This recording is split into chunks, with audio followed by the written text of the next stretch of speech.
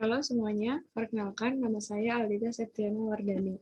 Pada kesempatan kali ini saya akan menjelaskan cara membuat pension worksheet hingga mendapatkan pension expense. Pension worksheet terdiri dari dua bagian. Yang pertama adalah General Journal Entries yang terdiri dari Annual Pension Expense, Cash, Other Comprehensive Income Gain or Loss, dan Pension Asset or Liability yang menunjukkan defisit atau surplus.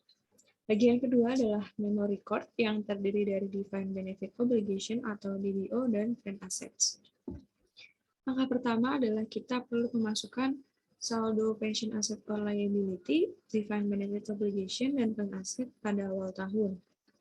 Untuk liability dan obligation, karena saldo normalnya berada dalam posisi kredit, maka perlu ditulis dengan menggunakan tanda kurung atau tanda negatif.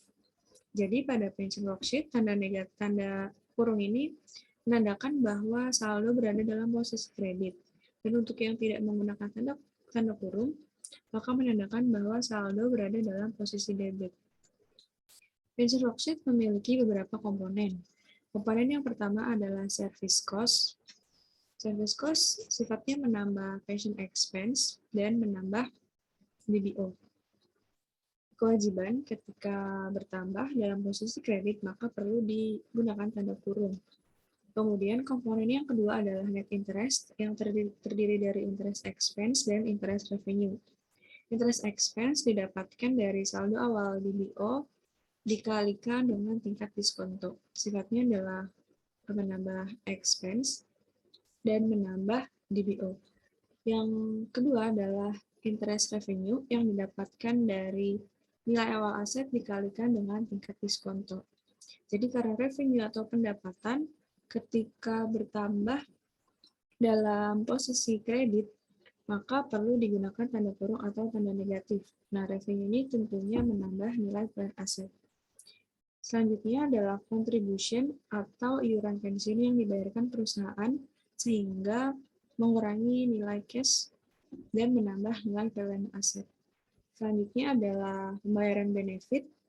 Ketika terjadi pembayaran benefit kepada pegawai, maka perusahaan tidak perlu melakukan journal entries karena yang membayarkan adalah pengelola dana pensiun, sehingga nilai plan aset berkurang dan nilai DBO berkurang. Jadi karena kewajiban ketika berkurang itu di debit, maka tidak perlu digunakan tanda kurung atau tanda negatif.